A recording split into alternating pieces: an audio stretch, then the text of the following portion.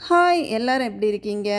இன்றைக்கி நம்ம பார்க்க போகிறது அருமையான ஒரு தக்காளி குழம்பு எப்படி செய்கிறதுன்னு தான் பார்க்க போகிறோம். இது ரைஸ் மட்டும் இல்லை, எல்லா வகையான பிரேக்ஃபாஸ்ட் கூடவும் வச்சு சாப்பிட அருமையான குழம்பு. எப்படி செய்கிறதுன்னு பார்க்கலாம். அதுக்கு ஒரு கடாய் சூடு பண்ண வச்சிடலாம். கடாய் சூடானதும் நான் ஒரு 3 டேபிள் ஸ்பூன் எண்ணெய் சேர்த்துருக்கேன். எண்ணெய் நல்லா சூடானதும் நான் ஒரு பெரிய வெங்காயம் இல்லைன்னா 2 மீடியம் சைஸ் பெரிய வெங்காயம் இருந்ததுன்னா கரெக்டாக இருக்கும். அதை நான் நீல வாக்கில் ஸ்லைஸ் பண்ணி இதில் நான் சேர்த்துருக்கேன். இப்போது இந்த வெங்காயத்தை நல்லா வதக்கி விட்டுறலாம். வெங்காயம் 1/2% வெந்ததும் நான் 2 பச்சை மிளகாய் இதில் சேர்க்குறேன். காரத்துக்கு ஏற்ப நீங்கள் பச்சை மிளகாய் கூட்டவோ குறைக்கவோ செய்யலாம். இதில் மசாலா எல்லாம் நம்ம கொஞ்சம் தான் சேர்க்க போகிறோம். இப்போது இந்த பச்சை மிளகாயை நல்லா வதக்கியாச்சு. இனி 5 பல் பூடு அதை சின்ன சின்னதாக நறுக்கி வச்சுருக்கேன். ஒரு துண்டு இஞ்சியும் நறுக்கி இதில் நான் சேர்க்குறேன். இனி இதை நல்லா வதக்கி விட்டுடலாம். இனி இது கூடவே நான் கொஞ்சம் கருவேப்பிலை இலைகள் கூட சேர்க்குறேன். ஓரளவுக்கு நல்லா வதங்கிருச்சு. இனி இந்த சமயத்தில் நம்ம எல்லா மசாலாவும் சேர்த்துடலாம். மசாலா நம்ம வேறு எதுவும் ஸ்பெஷலாக சேர்க்க போகிறது கிடையாது. நம்ம எப்போவும் சேர்க்குற மசாலா மட்டும்தான், அதுவும் கொஞ்சமாக தான் நம்ம சேர்க்க போகிறோம். 1/4 டீஸ்பூன் மஞ்சள் தூள் நான் இதில் சேர்க்குறேன். 1/4 டீஸ்பூன் மிளகாய்த்தூள், தனி மிளகாய்த்தூள் நான் இதில் சேர்க்குறேன். அடுத்ததாக 1/2 டீஸ்பூன் மல்லித்தூள் நான் இதில் சேர்த்துருக்கேன். இவ்வளவுதான் மசாலா. இனி இதை நல்லா வெங்காயத்துக்கு கூட மிக்ஸ் பண்ணி அதனுடைய பச்சை வாசனை போகிறது வரைக்கும் வதக்கிடலாம். இப்போது பச்சை வாசனை எல்லாம் போயாச்சு.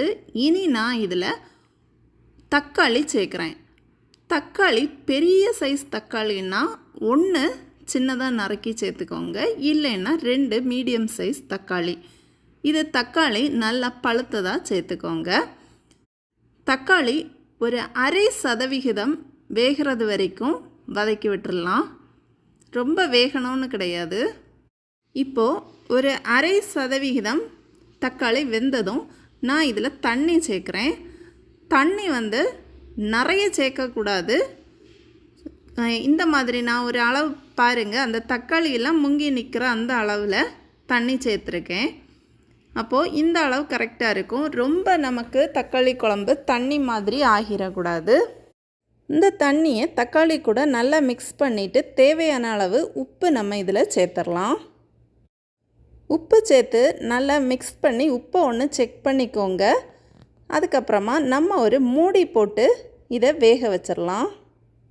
தக்காளி குழம்பு மூடி போட்டு வேக வைக்கும்போது மறக்காமல் சிம்மில் ஸ்டவ்வை வச்சுக்கோங்க.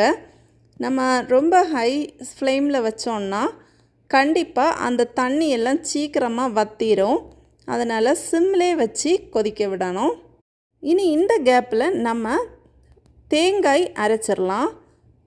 நான் ஒரு 1/4 மூடி தேங்காய், அதில் 1/4 டீஸ்பூன் ஜீரகமும் 1/4 டீஸ்பூன் பெருஞ்சீரகமும் எடுத்து கொஞ்சமாக தண்ணி சேர்த்து மை மாதிரி அரைக்க போகிறேன். பாருங்கள், நம்ம தேங்காய் அரைச்சாச்சு. இந்த மாதிரி அரைச்சி வச்சுருக்கேன். கொஞ்சம் தண்ணி சேர்த்து கொஞ்சம் தண்ணியவே அரைச்சி வச்சுருக்கேன். ரொம்ப கட்டியாகவும் வேண்டாம். இனி நம்ம இந்த மூடியை ஓப்பன் பண்ணி பார்த்துடலாம். பாருங்கள், தக்காளி குழம்பு நல்லா கொதி வந்துருச்சு. இனி லைட்டாக இதை மிக்ஸ் பண்ணி விட்டுறலாம். இனி இதில் நம்ம அரைச்சி வச்சுருந்த தேங்காயை இதில் சேர்க்குறோம். சேர்த்துட்டு நல்லா ஒரு வாட்டி கலந்து விட்டுறலாம். தேங்காயை சேர்த்த பிறகு ரொம்ப நேரம் நம்ம இதை கொதிக்க விடக்கூடாது. இந்த மாதிரி லைட்டாக ஒரு கொதி வரணும். இந்த மாதிரி கொதி வரும்போது நம்ம இதை மிக்ஸ் பண்ணி விட்டுறலாம். இப்போ தக்காளி குழம்பு நம்ம செய்தாச்சு. இனி நமக்கு இதில் தாளித்து விடணும். அதே நேரம் உப்பும் நீங்கள் கரெக்டாக இருக்கான்னு செக் பண்ணி பார்த்துக்கோங்க. இனி நம்ம தாளிச்சிடலாம். தாளிக்கிறதுக்கு ஒரு கடாய் சூடு பண்ணி இதில் 1 டீஸ்பூன் எண்ணெய் நான் இதில் ஆட் பண்ணியிருக்கேன். எண்ணெய் சூடாயிருச்சு.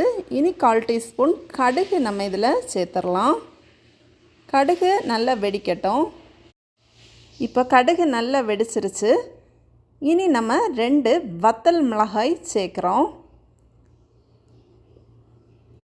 இனி கொஞ்சமாக கறிவேப்பிலை இலைகள் நான் இதில் சேர்க்குறேன். அதுக்கப்புறம் ஒரு 10 சின்ன வெங்காயம் சின்னதாக நறுக்குனது நான் இதில் சேர்த்து நல்லா வதக்குறேன். இப்போது தாளிப்பு ரெடி ஆயிருச்சு. இனி நம்ம தக்காளி குழம்புல இந்த தாளிப்பை சேர்த்துடலாம். இந்த தாளிப்பை சேர்த்துட்டு நம்ம இதை மிக்ஸ் பண்ணாமல் அப்படியே ஒரு மூடி போட்டு மூடி வச்சுருங்க. ஒரு 10 நிமிஷம் கழித்து நீங்கள் ரைஸ் கூடவோ இல்லை தோசை சப்பாத்தி எது கூடனாலும் சர்வ் பண்ணுங்கள். அவ்வளோ சுவையாக இருக்கும். இந்த ரெசிபி எல்லோரும் கண்டிப்பாக ட்ரை பண்ணிவிட்டு எப்படி இருந்ததுன்னு கமெண்ட்ஸில் சொல்லுங்கள். இந்த வீடியோ பிடிச்சிருந்தா வீடியோ லைக் பண்ணுங்கள், ஷேர் பண்ணுங்கள், சப்ஸ்கிரைப் பண்ணுங்கள். நன்றி.